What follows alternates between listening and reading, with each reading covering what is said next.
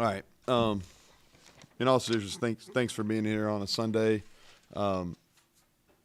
This is a busy time, so this worked out the best. So hopefully y'all can get what you need and it's not too inconvenient. We wrapped up our third North Carolina practice today. We'll practice tomorrow morning, and then we'll give our guys off when we finish from about noon. They'll get off the rest of the day tomorrow, Tuesday, Wednesday, Thursday, and then we're coming back Friday evening, and we'll start a normal game week. So in our mind, Friday will be a Monday practice, and we'll carry on through that. Extremely busy. I think most of you all know that in college football right now. So signing day on Wednesday. So I'll see you again on Wednesday. We'll try to ask all your North Carolina stuff now today. That way we'll talk signees, and if we have the GAI or whatever GIAs for the portal guys, we'll talk about them too then if we can. But obviously recruiting been gone for most of 2 weeks during the week, and we've practiced the last 2 weekends. Portal is obviously open, so you work on retaining your own roster and trying to add the pieces we need. And so a lot going on. I want to congratulate, because I don't think I have an opportunity. First, starting with Beanie. 13th consensus All-American, huge honor for him, and he earned it. Zach Frazier also several All-American teams, and the Campbell Trophy went out to Vegas with him the week before last, and that's a huge honor.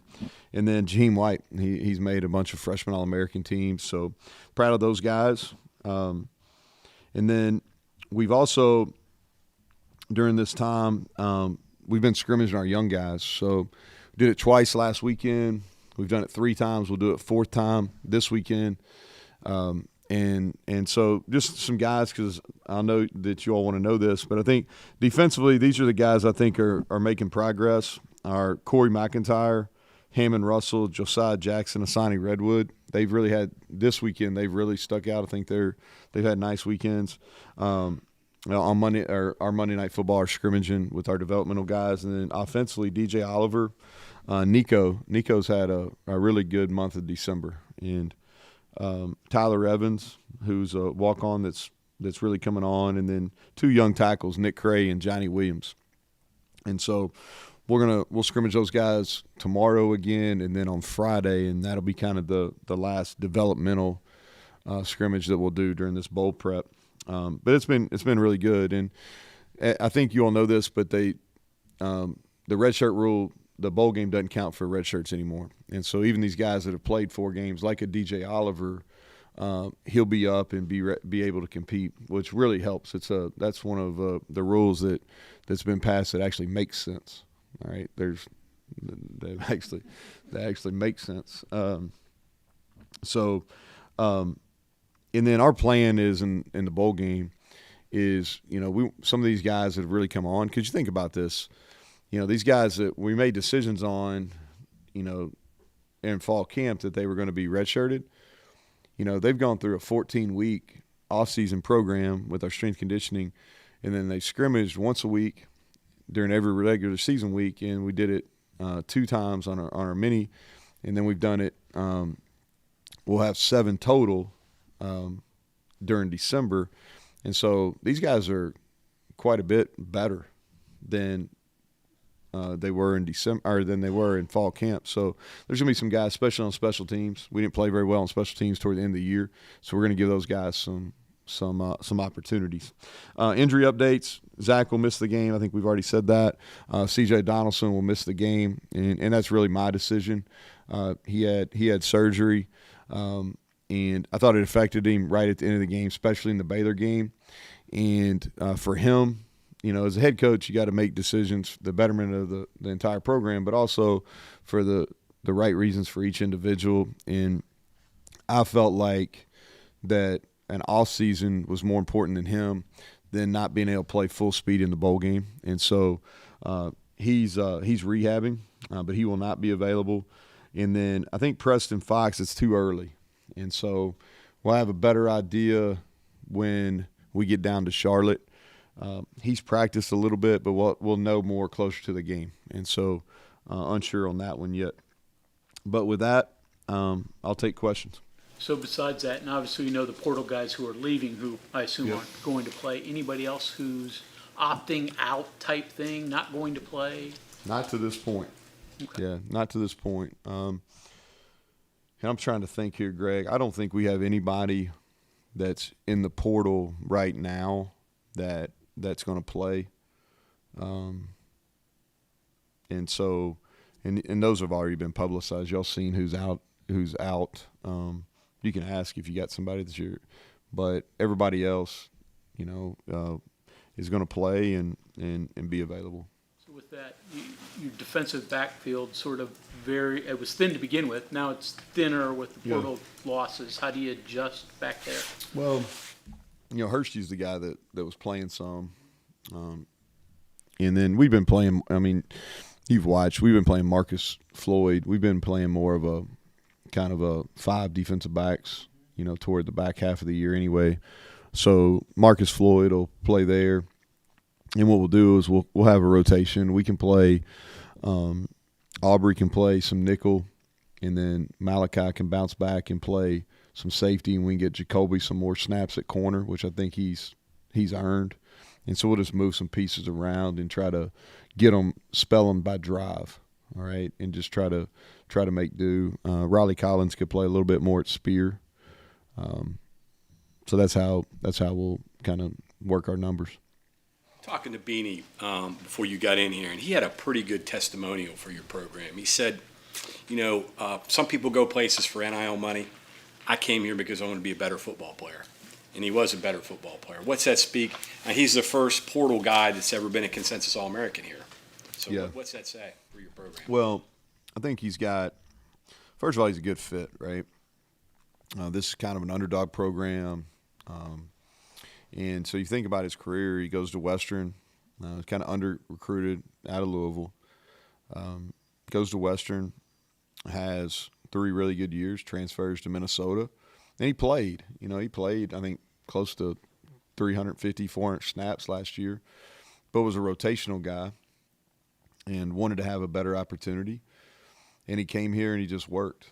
And the thing that first of all, I'm really happy for him individually, but then it's been not just his on-field performance has helped us, but his work ethic, how he practiced, how he prepared has really helped our defensive backfield. Like some of the younger guys, even some of the older guys that have eligibility, he's really made a difference back there. And we're better. We're significantly better because of him. But I think it's a good story. It's going to help us in the portal. It's going to help us not only this year in the portal cycle, but moving forward. It's going to help us for sure. You mentioned when I asked you about if you'd welcome former Mountaineers back that it depends on how they chose to leave, professionalism, things like that. Since it is out there on the ones this year that did choose to depart, were there any that you were surprised about? Like, what are your thoughts on them? Do you understand why they made the decision that they made? Yeah. I got to think back here, Mike. We lost. Let me say, I'll use Hershey as an example. Like Hershey, I really like, but he graduated, and I always. He finished his obligation, which he's got 1 year eligibility, but he finished his obligation. He handled it in the right way. I understood where he was coming from. I didn't want him to leave, but I do understand.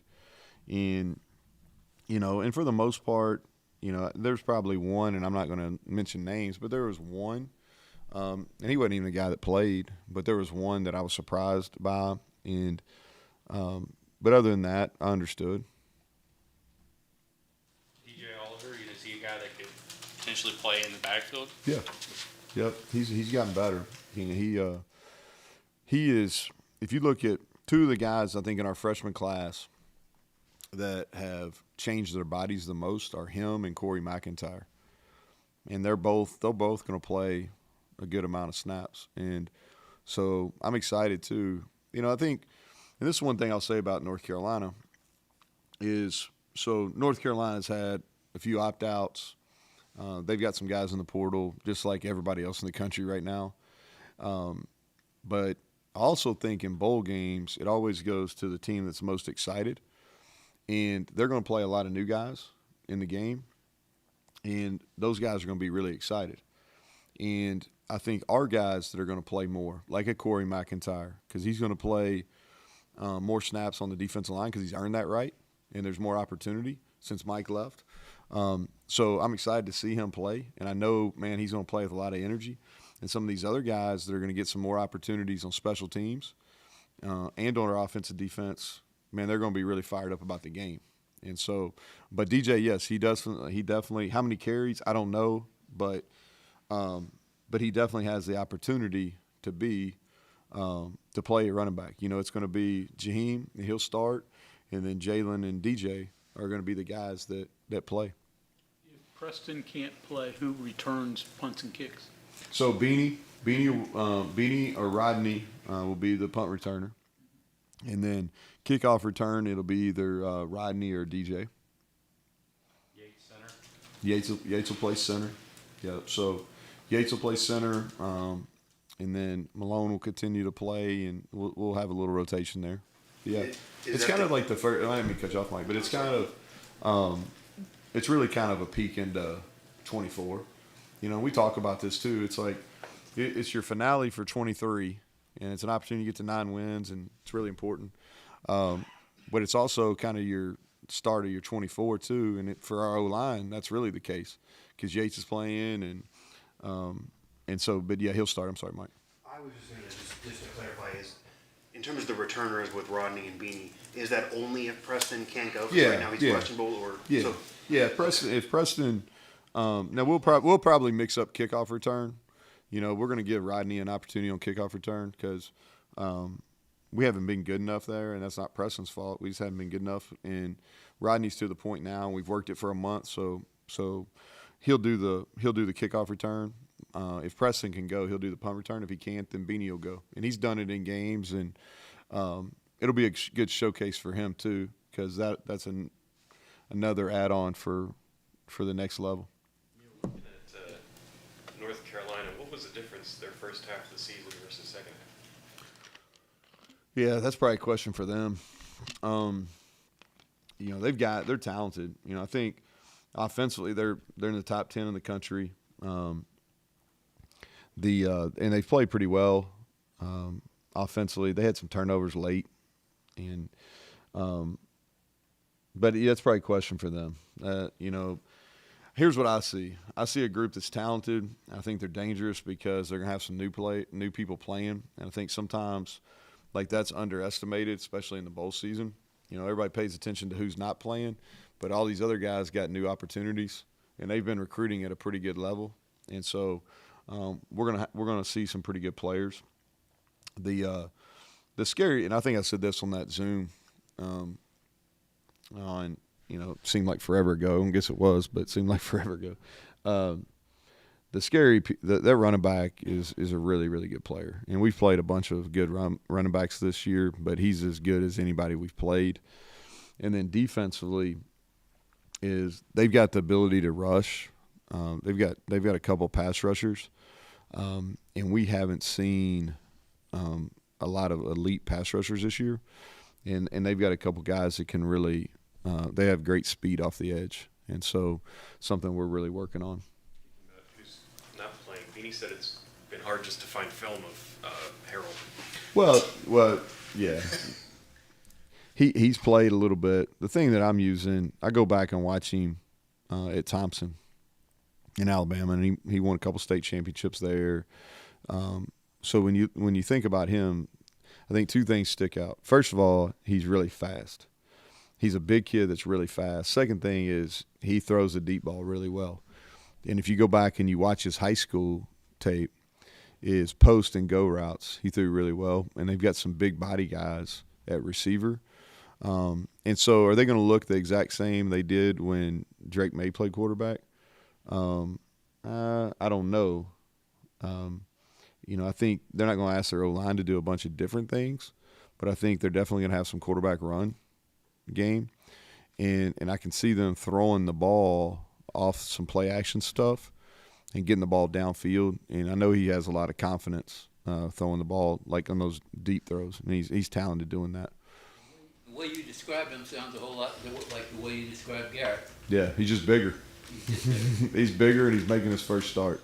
But they will. I think they'll do some things that are similar to what we've done with some quarterback run game. And but I would bet, and I don't know this, okay, because I've been going in a bunch of different directions. But sometimes, like, and as good as, May's special, right? He really is. He's going to be the first or second quarterback taken in the draft, and he's special. But also when you're playing in these games, like there's going to be some energy around them playing. It's a chance for him. This is an opportunity for him now on a good stage. They brought in a transfer quarterback, and I guarantee you he's using this to show, hey, you might be bringing a transfer in, but I'm here and I'm ready to compete, and this is my job. And so, this is even though he hadn't played, he's really talented. Not about changing the subject. What's the difference around here a year later from last year? You got a losing season, didn't get a bowl bid. It's future unknown, Yeah. as to this year in the whole program. I mean, what difference does winning make? Well, winning makes it, but I think the process of what got to the wins is, so this had a different feel to it going back to really when you get your whole, because you don't feel like you got your, as a coach, like you have 2 portal dates and all that, but you don't really feel like you can exhale and go, okay, this is my team until the first day of fall camp. All right, first day of fall camp, you got your team. And so it's really had a different feel the whole time. It's and I think some of it is just our leadership's better. We made some significant changes schematically, defensively. We really changed kind of who we were offensively, and the locker room dynamics are a lot different and they're a lot better, right? And so I think that enabled some success. And so, this December is quite a bit different than a year ago. I think our outlook is much more positive, both in-house and outside here. But yeah, I mean, it's there's no doubt. Like it's significantly different. The stuff going on outside, I don't know if you probably have the basketball cases and the transfer process. That Yeah. maybe blowback for you and your thinking and potential. I think I think it's unsettled still. It's going to affect basketball more. I think, I don't know. Did y'all follow what Chip Kelly talked about? I thought that, yeah. I mean, here's what I'll say is our game's got a lot of issues. But the product's still great. So, people are going to tune in to these bowl games. They're going to have all high rankings. People are going to tune in to the CFP, and it's going to have extremely high rankings. Still one of the highest spectator sports, if not the highest spectator sport. But we got some issues, and we got to figure it out. And to me, football's kind of growing into its own entity. Who are we kidding? Like we're gonna send our soccer team to Arizona for a midweek game. I mean, come on, and so I think there's some real issues.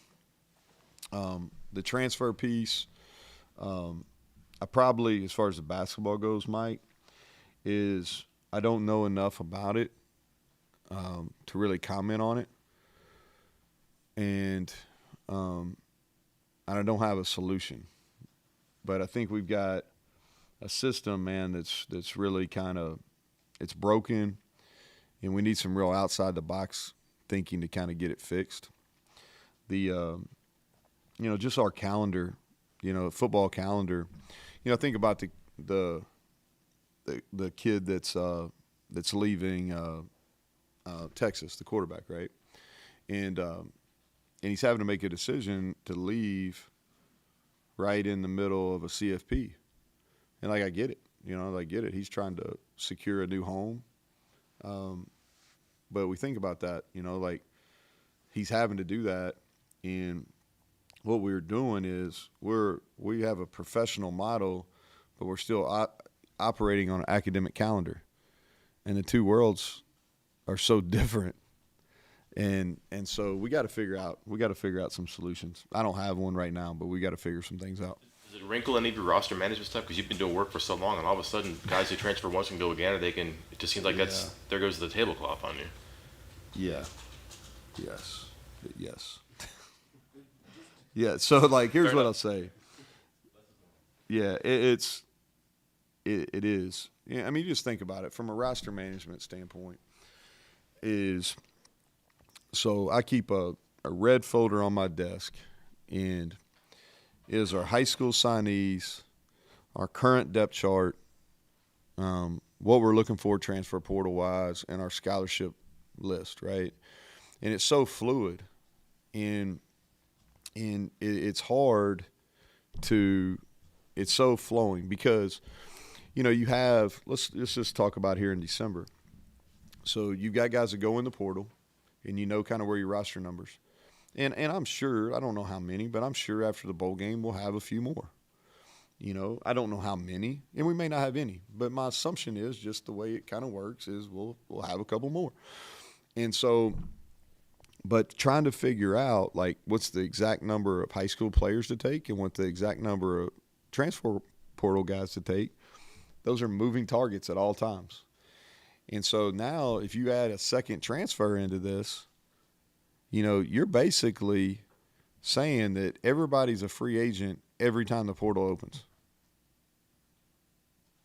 Good luck. But I'll say this too is like I think fans suffer because of it. But to the general public it's not an issue because the product's still really good. Nobody gives a shit if the coach's lives stink. I mean, really. I mean, well compensated and all that kind of stuff. But it's not a good process. It's not.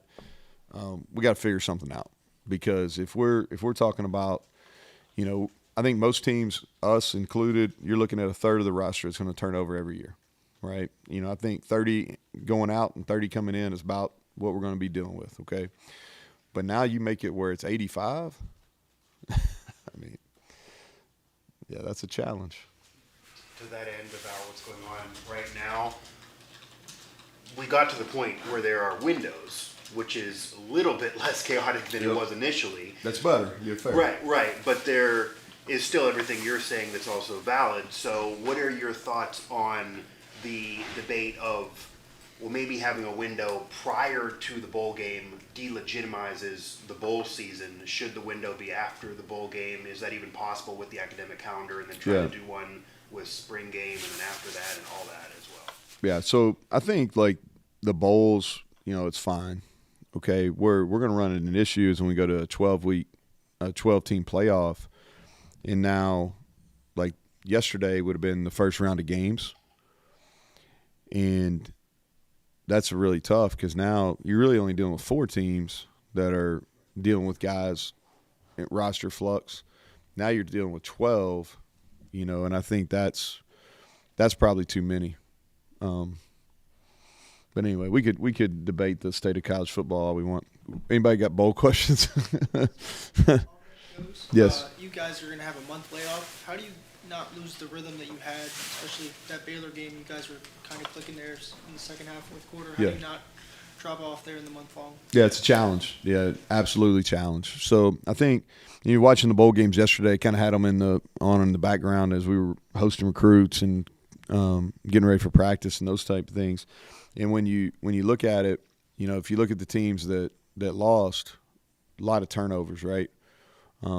Rich Rod was really the only they overcame turnovers to win the game, but everybody else that had a lot of turnovers, they lost the game.